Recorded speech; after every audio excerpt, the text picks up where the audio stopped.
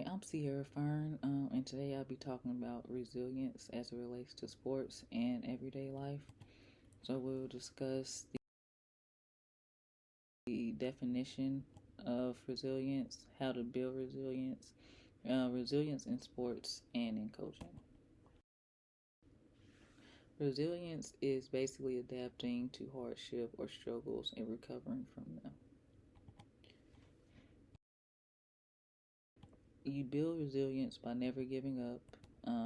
You learn from your mistakes and failures, so use your experience to guide you to make better choices and better decisions.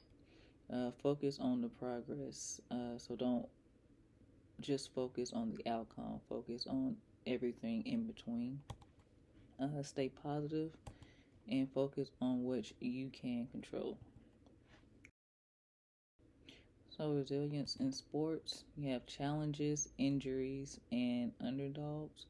So, the challenges, a great example is Michael Jordan. For injuries, the most recent example that's perfect is Klay Thompson. And then underdogs, where you see a lot of it, a lot of upsets occur during March Madness. So Michael Jordan, I think a lot of people have heard the story where he got cut from his ninth grade team and he came back and he practiced and he showed tremendous dedication to get better, and it paid off because he went to North Carolina and he got drafted by the Chicago Bulls. But he also faced adversity in the league when he was playing the Detroit Pistons. They created the Jordan rules, which was basically sending extra people at him and putting him on the floor if he got up in the air for a shot. So he experienced adversity from high school to college, and then when he got in the league, and for him to overcome and win 6 championships is expiring. And this is a clip of Coach Malone explaining exactly what the Jordan rules were, and he was the assistant coach for the Pistons. Then you have Klay Thompson, who had back-to-back injuries. The first one was in 2019, the second one was in 2020, and his first game back was January 2022, where he played 32 games, and they actually won the championship this year, which again is an inspiration for him to tear his ACL, then to tear his Achilles, to perform well when he came back is pretty amazing. And then March Madness. March Madness is where you get the Cinderella teams, the teams that nobody predicts to win against higher seed teams. So the team this year was St. Peter's. They were the 15th seed and they beat Kentucky, number 2 seed in the first round. And they were the first 15 seed to reach the Elite Eight. As much as it is an accomplishment, I know for them they wanted to go farther.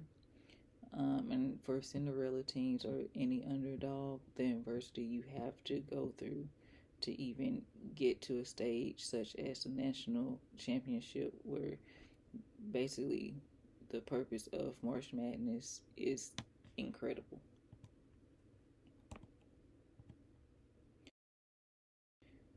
So, resilience in coaching, resiliency is a learned skill. And in sports, there's so many aspects that resilience can be taught. Um, so the first thing is celebrate the risks and progress. That's one step in uh, creating resilient players. Don't just celebrate the wins. Don't just crucify the losses. Celebrate the progress they're making. Celebrate the risks that they're taking. Talk about failure without shame. Everybody fails, and it's important that they know failing is not the end. Failing is not necessarily a bad thing. You fail, you learn, you get better. And teach the next play mentality. So don't focus on what just occurred. Focus on what you can do to prevent that in the future. So in the book Season of Life, Biff, a assistant coach, had an encounter with a player named Mike. Mike was disrespectful, and eventually he got kicked off the team for it. They brought him back, and Biff had a talk with the players on the team, in which he said, in the end, it's not the mistakes you make that really matter. It's what you do with what you learn from those mistakes, and it's also how you respond to mistakes of others. Basically, your mistakes don't define you. How you respond is really what determines who you are in situations. Muhammad Ali said, "You don't lose if you get knocked down, you lose if you stay down." And it's an amazing quote because everybody has struggles, everybody goes through doubts, everybody goes through things that makes them question whether they should give up or keep going. And in this next clip, it is Lisa Leslie interviewing Coach Dawn Staley at the South Carolina women's coach, and she's talking about Aaliyah Boston and how she helped her get through the adversity she faced after they lost the Final Four in 2021.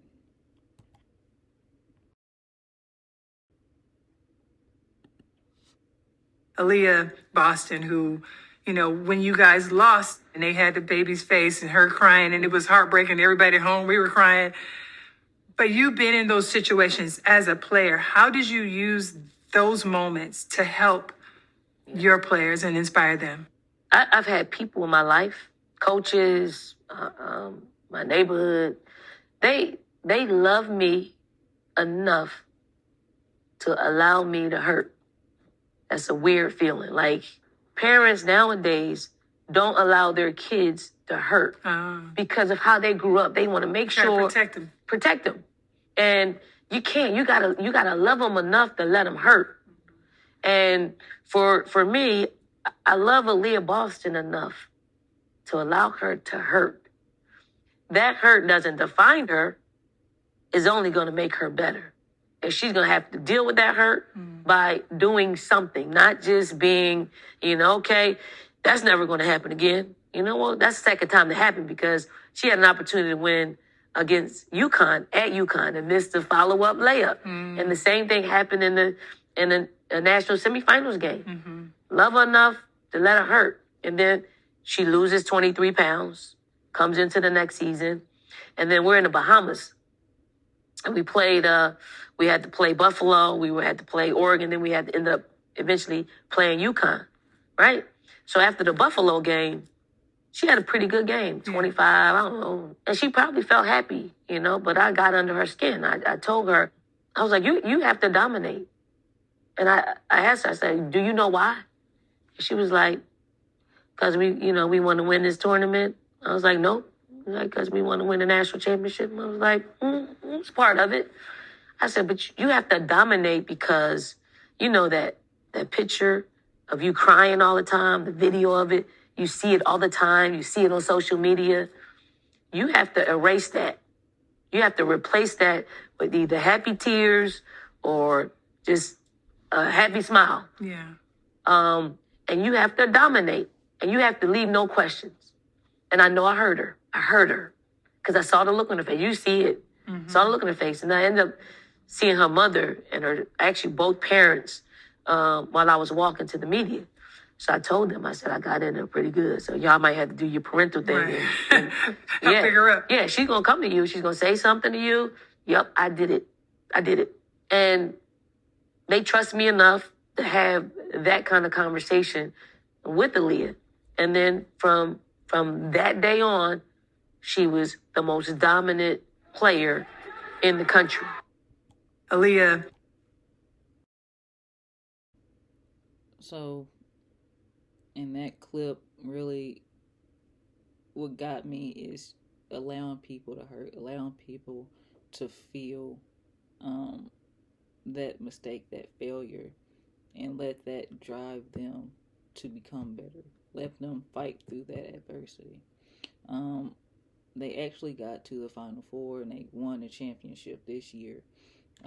But before the Final Four game, there was an interview with Aaliyah Boston, and she said, "Not everything is going to go your way every single day. So being able to adjust and not getting too high with the highs or too low with the lows is just something that I live by."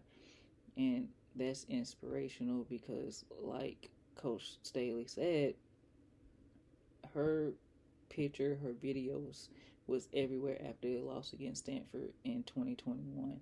So for her to be able to get through that and become better for it is inspiring. So, and these are 4 different quotes that all help with fighting adversity and being resilient.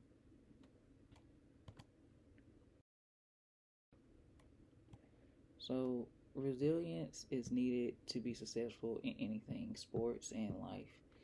So, it's always important to keep building and keep moving forward and never giving up, and to always focus on what you can control. There are a lot of things that come in our life that unfortunately they just happen, but how do you respond to that is the most important aspect of it. And use your experience to guide you. That's what they're there for. You go through things, so use that to help you make the right decisions, make the right choices in life. But thank you.